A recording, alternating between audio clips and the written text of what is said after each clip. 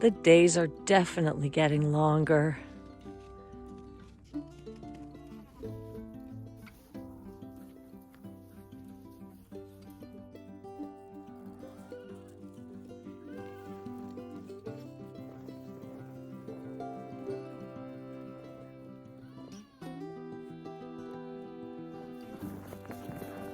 Today I want to show you how I keep my birds warm and safe through the cold Canadian winter without any heat or insulation in the chicken coop.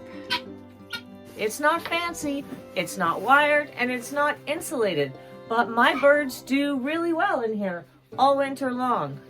We literally get temperatures that push minus 40 Celsius, so it gets pretty cold. When it comes to raising chickens in cold climates, it is important to pick a hardy breed, one that is known to be able to fare well in the colder temperatures. My flock is primarily Plymouth Rock or Barred Rock, and I have one Rhode Island Red, the last one from the very first flock that I brought here.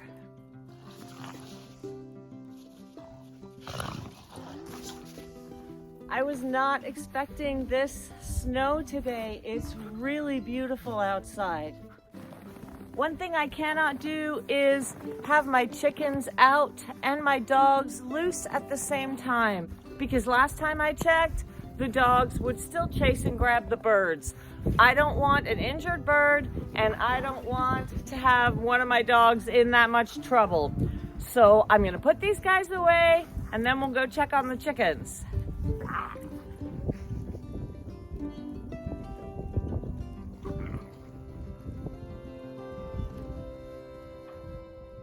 Technically, the coop is not insulated. I just take a few measures to reduce some of the drafts in the colder months.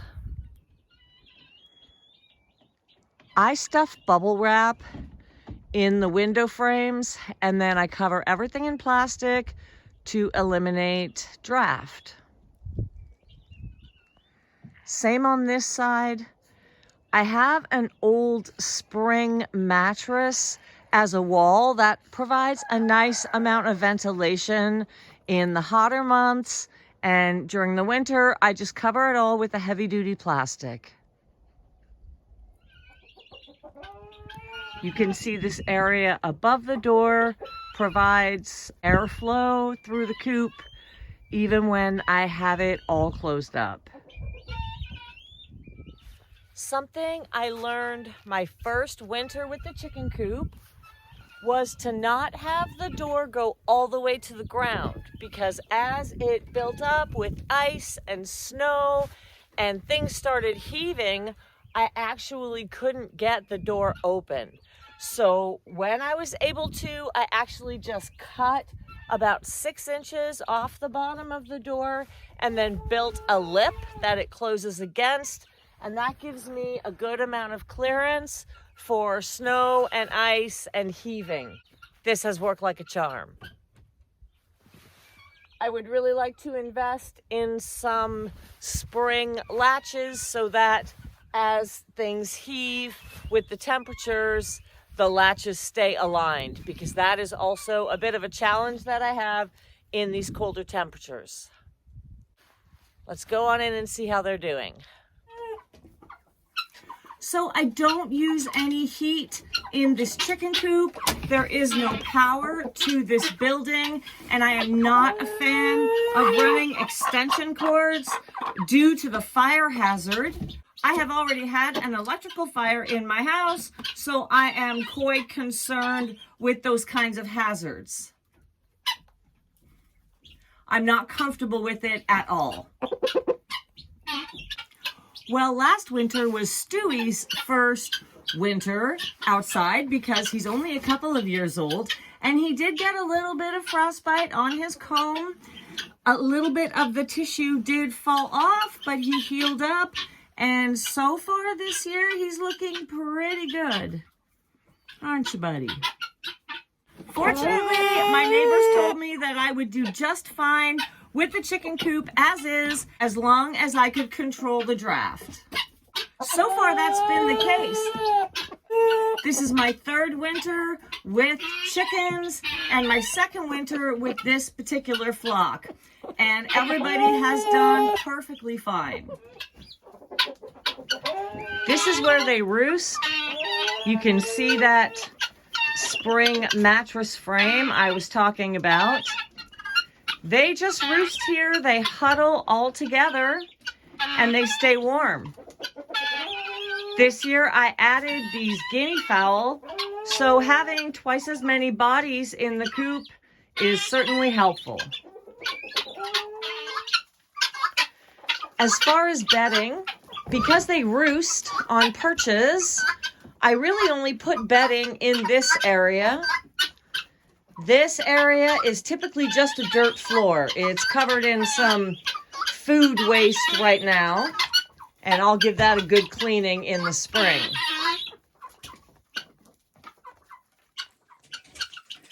Last winter, I tried a deep litter method, and I really did not like it. I think what I did wrong was I was using straw. So I took a page from Hippie Chick off-grid, and I started using just pine shavings instead. And that seems to be a much better solution for these months where I can't get in and really do a proper cleaning of their bedding. Now, on really cold days, I don't even leave the coop open, and they do get shut in on those really cold days, especially when it's really windy. On a day like today, it's beautiful, and I like to let them out just to stretch their legs. Honestly, with the snow, they're not going to wander far. It's good for them to get some fresh air and a little bit of exercise.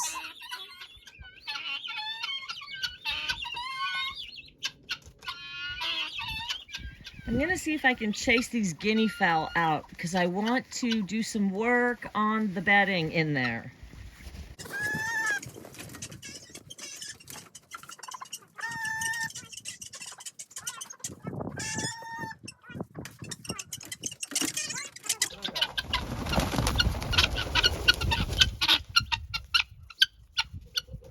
It's nice outside.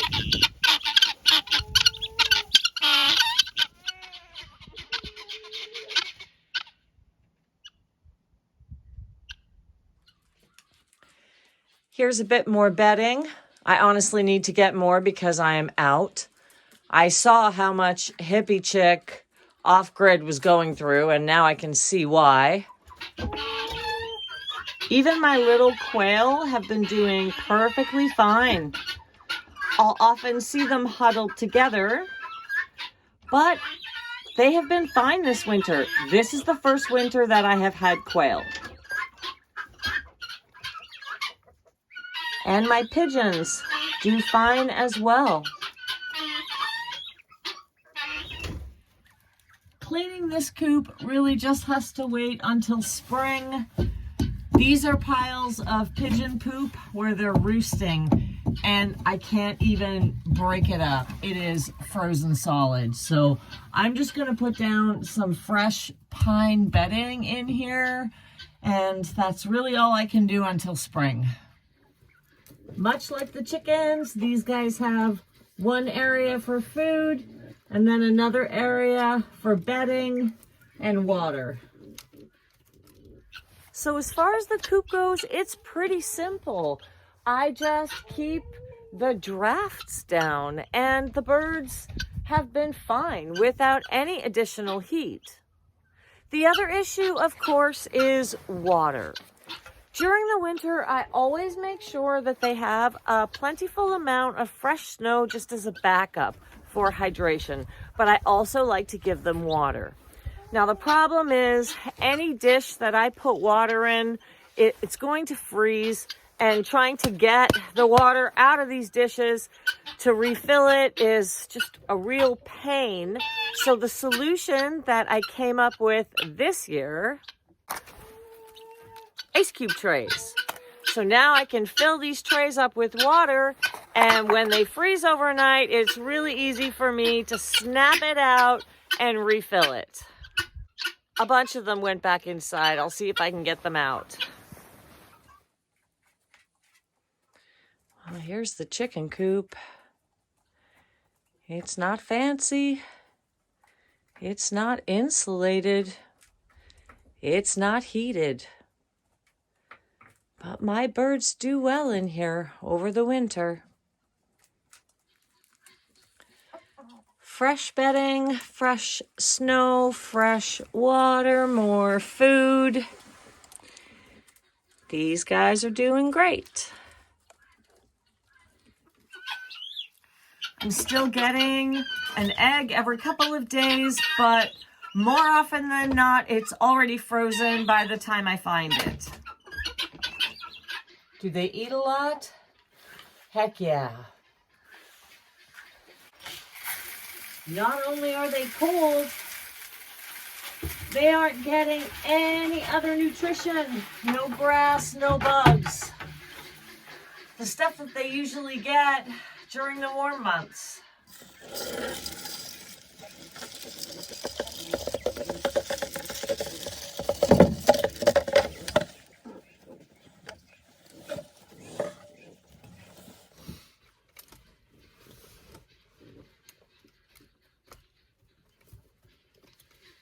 And I'm not getting any eggs to show for it. Rusty gets the frozen ones. Looks like I might get one egg today before it freezes. And there it is. Got one egg today. Good girl. To be perfectly honest, when it gets really, really cold and windy and miserable out, I often will leave the coop for 2 days without checking on the birds. This is the first winter that I've been able to do that because now I have a trail cam inside the coop, so I can always take a peek at what's happening in here to make sure that no predator has gotten in and that everybody's doing okay. If they're loaded up with lots of food and fresh water and a good amount of snow, just in case, I'm okay leaving them for a couple days. Well, that's the chicken coop. It's not fancy, it's not wired, and it's not insulated, but my birds do really well in here all winter long. We literally get temperatures that push minus 40 Celsius, so it gets pretty cold. I'm quite happy with how resilient the quail have been in the coop, inside the coop, with the pigeons. There's 5 of them, so there's enough of them to huddle together for some body warmth. Aside from a touch of frostbite on the combs, we really get through it pretty pain-free. Well, that's it for today, guys. Just a little tour of the winter coop. Until next time, happy, healthy living. I hope you're all doing well, staying safe, staying kind, and enjoying this last home stretch of winter. I'm Katie Kate on the Homestead, and I'll see you later.